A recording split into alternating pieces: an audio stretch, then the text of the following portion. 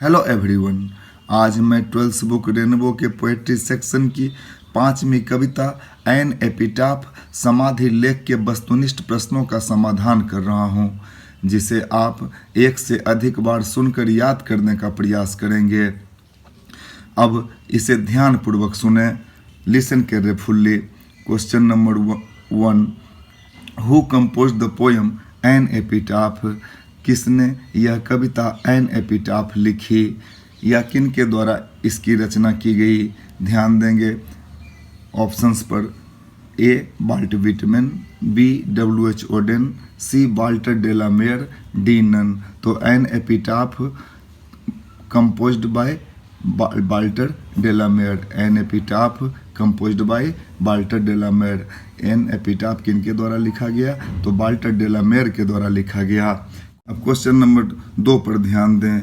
Who is known for his sensitive concern with the world of children and the world of supernatural?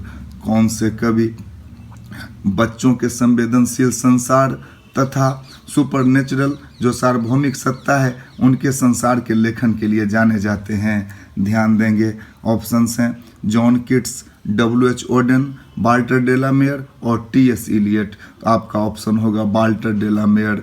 Walter de la Mare is known for his sensitive concern with the world of children and the world of supernatural.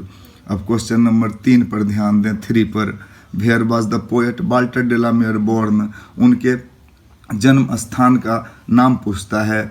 ध्यान देंगे Mexico, California, Carlton Kent, England, none of these. तो आपका option होगा सी।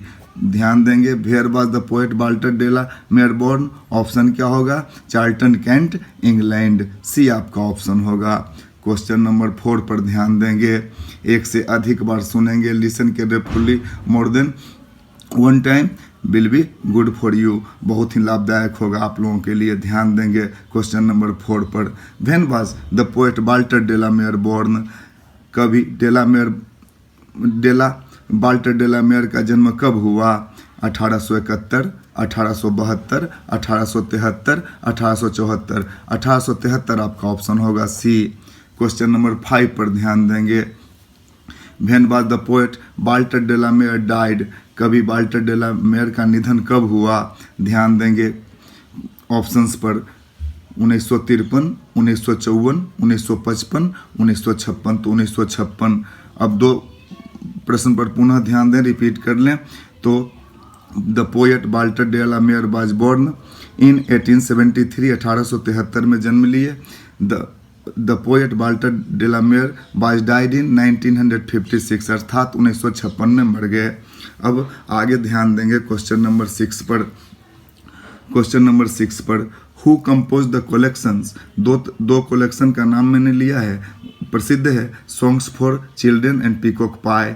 2 collection जो Songs for Children and Peacock Pie के नाम से है संग्रह, वह किनका संग्रह है? हु कंपोज, किन्होंने इसको रचा है, लिखा है? लिखा ध्यान देंगे T S. Eliot, Walt Whitman, John Keats, Walter de la Mare. तो Walter de la Mare compose the collections Song for the Children and Peacock Pie. ये 2 कलेक्शन का संग्रह किन्होंने किया? तो वाल्टर डेलामेयर ने किया।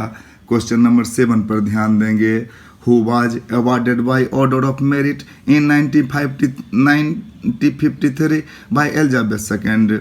अर्थात किन्हें ऑर्डर ऑफ मेरिट से सम्मानित किया गया 1953 में? एलिजाबेथ द्वितीय के द्वारा।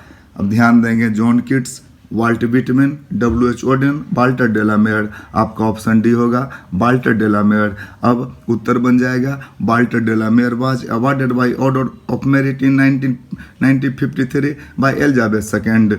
अब क्वेश्चन नंबर 8 पर ध्यान देंगे, 8वां पर। Who composed a number of poems for children? किन्होंने बच्चों के लिए ढेर सारी कविताएं लिखी?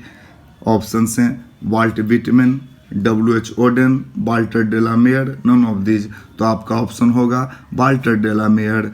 Walter de la Mare composed a number of poems for children. अब क्वेश्चन नंबर 9 पर ध्यान दें। फिल द ब्लैंक्स में मैंने लिया है, इससे भी ऑब्जेक्टिव बनाया जाता है।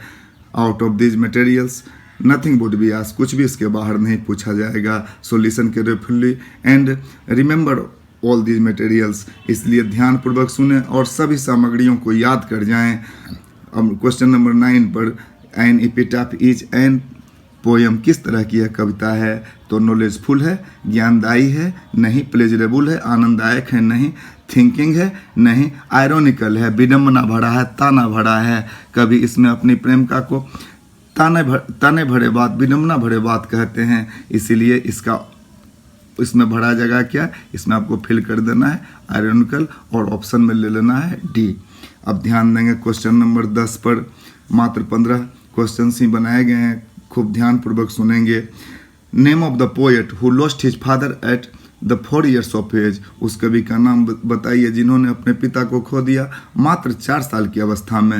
W.H. Auden, John Keats, Walt Whitman, Walter de la Mare. तो Walter de la Mare is the poet that who lost his father at the 4 years of age। Walter डेलामेयर ऐसे कवि हैं जिन्होंने अपने पिता को मात्र 4 साल की अवस्था में खो दिया। क्वेश्चन नंबर 11 पर ध्यान दें। वाल्टर डेलामेयर नेवे खाली स्थान who is now dead. Walter de la Mare किसे जानते थे? जो मरी पड़ी है, मर चुकी है, मृतवत है।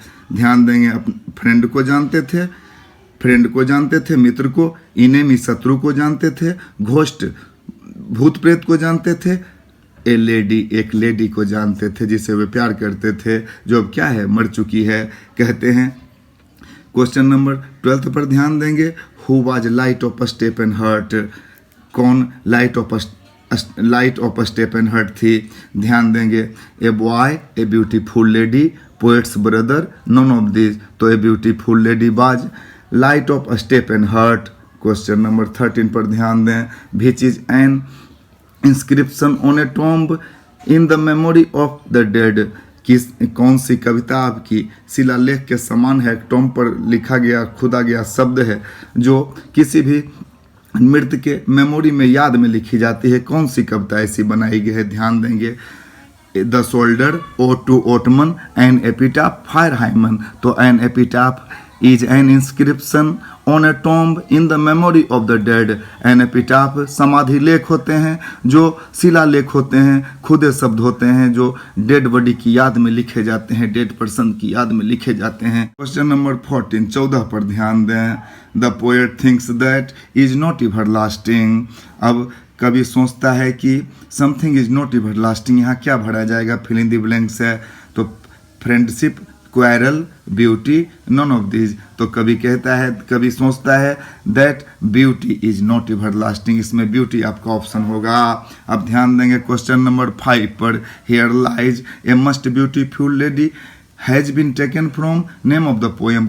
कविता का नाम पूछता है, ये पहला ही लाइन है इस कविता का, छोटी सी कविता का, जो किस कविता से लिया गया है पूछता है। ध्यान देंगे, the soldier, O to autumn, fire hymn, an epitaph. तो यह जो here lies a must beautiful lady has been taken from an epitaph, यह एन एपिटाफ नामक कविता से ली गई है। I will be here after 2 or 3 days, so study repeatedly. ध्यानपूर्वक पढ़ें। Have a nice day, good day, Y.